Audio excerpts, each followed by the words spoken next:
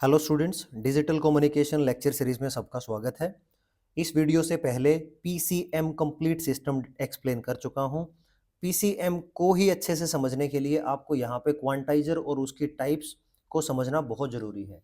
तो यहाँ पे इस वीडियो में क्वांटाइजर बताएंगे आपको। क्वांटाइजर मेनली दो टाइप्स के होते हैं। पहला है यूनिफॉर्म क्वांटाइजर, दूसरा है नॉन यूनिफॉर्म क्वांटाइजर। यूनिफॉर्म नाम से ही पता लगता है कि ऐसा क्वांटाइजर जिसमें आपका जो स्टेप साइज है वो आपके रेंज ऑफ इनपुट सिग्नल्स के अकॉर्डिंग बिल्कुल सेम रहता है। यानी आपका जो इनपुट सिग्नल है उसका एम्पलीट्यूड शार्पली इंक्रीज हो या एकदम से डिक्रीज हो, तब भी आपका जो स्टेप साइज है वो बिल्कुल सेम रहता है। स्टेप साइज होता है बच्चों क्वांटाइजर का इंटरवल्स। नॉन यूनिफॉर्म क्वांटाइजर क्या होगा? नाम से पता लगता है कि ऐसा क्वांटाइजर जहां पे आपका जो इंटरवल है या जो स्टेप साइज है अकॉर्डिंग टू इनपुट सिग्नल्स वो लगातार चेंज होता रहता है। तो यहाँ पे इस वीडियो में हम यूनिफॉर्म क्वांटाइजर टाइप्स पे कंप्लीट फोकस करेंगे। यूनिफॉर्म क्वांटाइजर फर्दर आपका दो टाइप से डिवाइड किया जाता है। पहला होता है आपका मिड टाइप और दूसरा होता है मिड राइज टाइप। यहाँ करेक्टरिस्टिक्स की हेल्प से आपको दोनों क्लैरिटी मिल जाएंगी। करेक्टरिस्टिक्स हैं आपकी इनपुट आउटपुट करेक्टरिस्टिक्स। तो जो भी क्वांटाइजर है उसकी करेक्टरिस्टिक्स का मतलब क्वांटाइजर के इनपुट पे आपको सैंपल्ड इनपुट सिग्नल मिलते हैं जो एक्स एक्सिस पे प्रेजेंट किए गए हैं, और इसके आउटपुट पे आपको एक क्वांटाइज्ड सिग्नल मिलता है जो वाई एक्सिस पे रिप्रेजेंट किया गया है। अगर आप मिड ट्रेड टाइप करेक्टरिस्टिक्स पढ़ते हैं तो इसका मतलब ये होगा कि एक्स एक्सिस के जो ये इंटरवल दे रखे हैं इसके मिडल के पॉइंट्स को आप यूनिट स्टेप साइज से इंक्रीज करना स्टार्ट करते हैं। तो यहाँ इसकी जो करेक्टरिस्टिक्स है वो इस तरीके से बनाई जाएगी, जैसे मिडल पॉइंट और 1.5 और 1.5 के बीच में स्टेप साइज बिल्कुल सेम। फिर मिडल पॉइंट आएगा तो 1 यूनिट से स्टेप साइज इंक्रीज हो जाएगा। फिर आपका 1.5 और 2.5 के बीच में स्टेप साइज सेम रहेगा। लाइक वाइज आपकी ये जो करेक्टरिस्टिक्स हैं इस तरीके से प्लॉट होती है। अब आप नेगेटिव वैल्यूज को एक्सप्लेन करेंगे तो क्या होगा? ये आपका नेगेटिव एक्स एक्सिस है तो इसके मिड पॉइंट से ये आपका स्टेप साइज इंक्रीज होगा। -0.5 से -1.5 के बीच में आपका स्टेप साइज बिल्कुल सेम रहेगा, और फिर अगेन आपका स्टेप साइज 1 यूनिट से इंक्रीज हो जाएगा। तो इस तरीके से बच्चों ये आपकी करेक्टरिस्टिक्स काम करती है, राइट? तो ये होता है मिड ट्रेड। अगर शॉर्ट फॉर्म में इनडायरेक्टली इसको याद करना चाहें तो इसका मतलब आप ये समझ सकते हैं, mid point of x axis. यहां से आपको करेक्टरिस्टिक्स ड्रॉ करने में कोई प्रॉब्लम नहीं आएगी। जो इसकी दूसरी टाइप है उसको बोलते हैं मिड राइज। मिड राइज का क्या मतलब होगा कि अब की बार वाई एक्सिस के अलोंग जो मिडल पॉइंट्स होंगे वहां से आपका स्टेप साइज राइज होना स्टार्ट करेगा। तो उस तरीके से यहाँ पे करेक्टरिस्टिक्स बच्चे ऐसी बनेंगी, जैसे ये वाई एक्सिस का मिड पॉइंट है, ये अगेन 1 और 2 के बीच का मिड है, 2 और 3 का मिड ये है, 3 और 4 का ये है। तो जितने भी मिड पॉइंट हैं वहां पे आप पहले डॉट लगा लें टू ड्रॉ द करेक्टरिस्टिक्स, और फिर देखें वाई एक्सिस का मिड पॉइंट है और एक्स एक्सिस का कंप्लीट एक इंटरवल है। तो आपकी जो करेक्टरिस्टिक्स हैं वो इस तरीके से ड्रॉ होंगे। इस तरीके से आपकी करेक्टरिस्टिक्स ड्रॉ हो जाएंगी, राइट? यहाँ पे आपका 3 कंप्लीट होगा और यहाँ पे आपका 4 कंप्लीट होगा, राइट? ऐसे ही आप नेगेटिव वैल्यूज के लिए शो कर सकते हो। तो मिडल पॉइंट्स जो हैं वो ये हैं, यहाँ से 1 तक जाएगा। फिर आपका ये जो -0.5 और -1.5 है इसके बीच में स्टेप साइज इंक्रीज हो जाएगा। फिर आपका ये इसके एक इंटरवल तक सीधा, और फिर आपका यहाँ तक जाएगा। फिर एक इंटरवल सीधा हो जाएगा और फिर आपका यहाँ तक, और इस तरीके से आपकी करेक्टरिस्टिक्स बनेगी। ये जो मिड राइज है इसको कैसे याद रखोगे? Mid point of Y axis, ठीक है? अगर वाई एक्सिस का मिड पॉइंट लोगे तो एक्स एक्सिस पे कंप्लीट इंटरवल्स तक आपका स्टेप साइज सेम रहेगा। आफ्टर वन इंटरवल एकदम से स्टेप साइज आपका इंक्रीज हो जाएगा। तो ये था बच्चों आपका क्वांटाइजर, इसकी type, input and output characteristics of uniform quantizer types. अब इसके साथ हम इसकी वर्किंग को एक्सप्लेन करते हैं। वर्किंग को एक्सप्लेन करने के लिए आपको बता दूं कि जनरली जो आपकी इनपुट आउटपुट कैरेक्टरिस्टिक्स हैं वो हम मिड राइज कैटेगरीज में ही स्टडी करते हैं। तो यहाँ पे जो आपका क्वांटाइजर है बच्चों, उस क्वांटाइजर की जो इनपुट है वो रिप्रेजेंट करेंगे x of N T S. ये आपका क्या है, एक एनालॉग सैंपल्ड सिग्नल है, यानी पहले एक एनालॉग सिग्नल था, उस सिग्नल को सैंपल एंड होल्ड सर्किट से हमने पास किया तो हमें सिग्नल मिला x of N T s, ठीक है।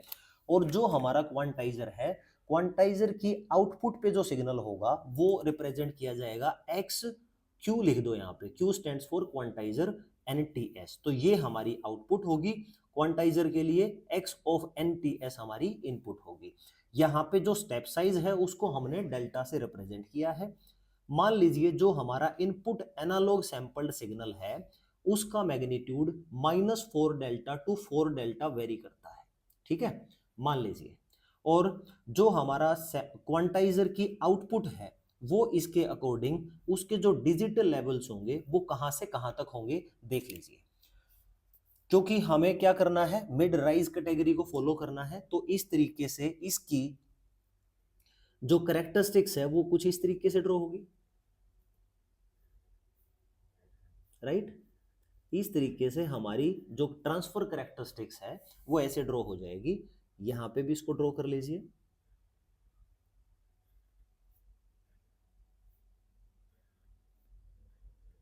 लाइक दिस, ठीक है। अब देखो ये जो हमारा एक्स एक्सिस है यहाँ पे क्वांटाइजर की इनपुट है यानी x of N T s, और ये मैग्नीट्यूड हमारा -4 डेल्टा टू 4 डेल्टा के बीच में वेरी करता है, ठीक है। तो इसके हिसाब से क्वांटाइजर की जो आउटपुट है उसके डिजिटल लेवल्स कहां से कहां तक वेरी करेंगे। -4 डेल्टा के कोरस्पोंडिंग हमारे पास जो आउटपुट मिलेगी वो मिलेगी -7 डेल्टा डिवाइड बाई 2। तो यानी जो लेवल है वो यहाँ पे होंगे -7 डेल्टा डिवाइडेड बाई 2, इससे लेके, और जब हमारा सैंपल्ड सिग्नल जो है एनालॉग, अगर उसका मैक्सिमम एम्पलीट्यूड मान लीजिए 4 इंटू डेल्टा है तो इसके कोरस्पोंडिंग हमें आउटपुट क्वांटाइजर क्या मिलेगा, 7 delta divide by 2। So this is 7 delta divided by 2, ठीक है।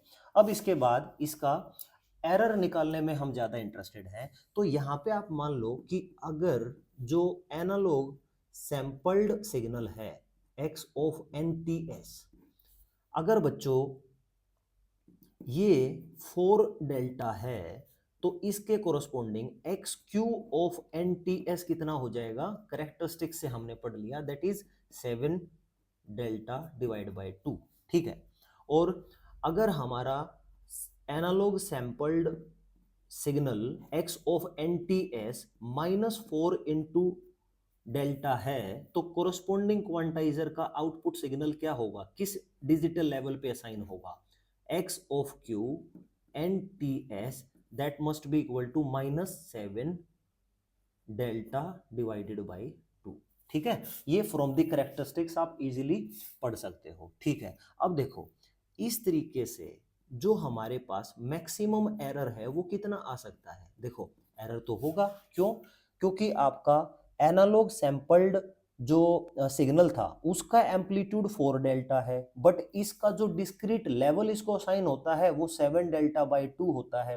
तो इसका मतलब कुछ ना कुछ एक्यूरेसी यहाँ पे कॉम्प्रोमाइज होगी, यानी एक्चुअल में जो आपका सैंपल्ड सिग्नल का एम्पलीट्यूड था ठीक वही एम्पलीट्यूड का डिस्क्रीट लेवल उसको असाइन नहीं होता, वो level nearest possible level assign हो जाता है।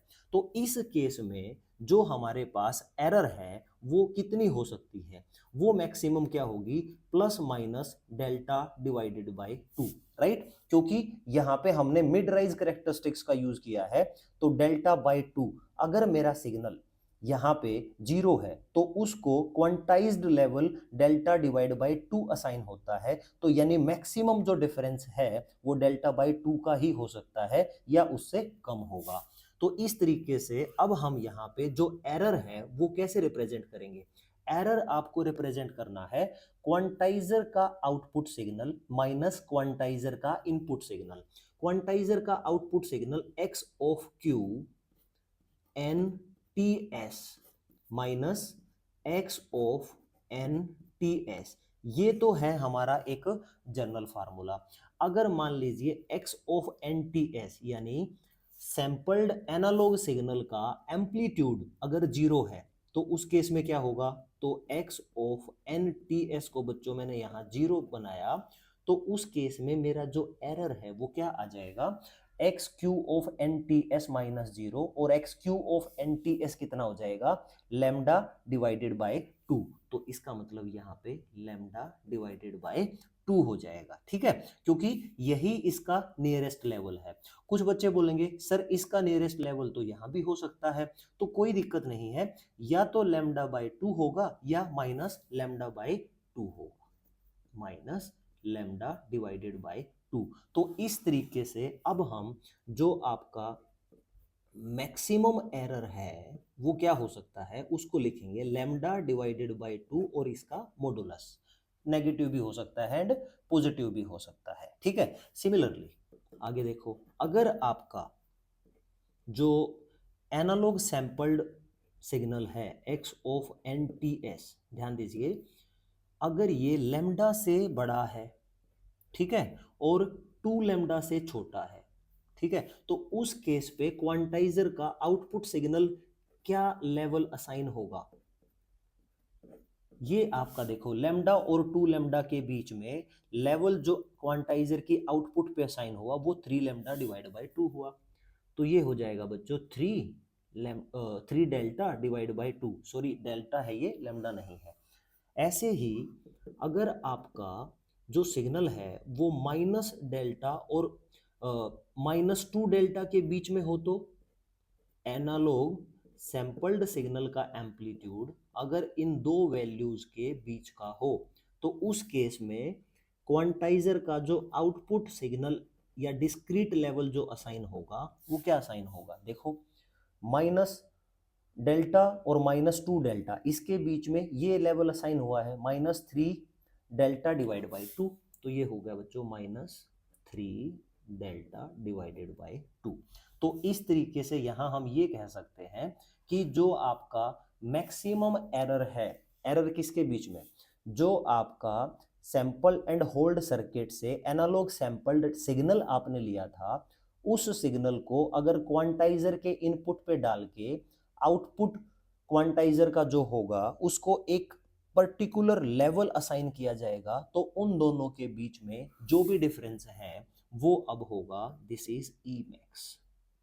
और ई मैक्स आपका हमेशा क्या होगा, चाहे पॉजिटिव साइन हो चाहे नेगेटिव साइन हो, तो इसको हम for safe side delta divide by 2 और इसका मॉडुलस, इससे हम इसको असाइन कर देते हैं। तो इस तरीके से बच्चों जो आपका यूनिफॉर्म मिड राइज क्वांटाइजर है आपके लिए काम करता है। उम्मीद करता हूँ वीडियो आपको बहुत अच्छा लगा होगा।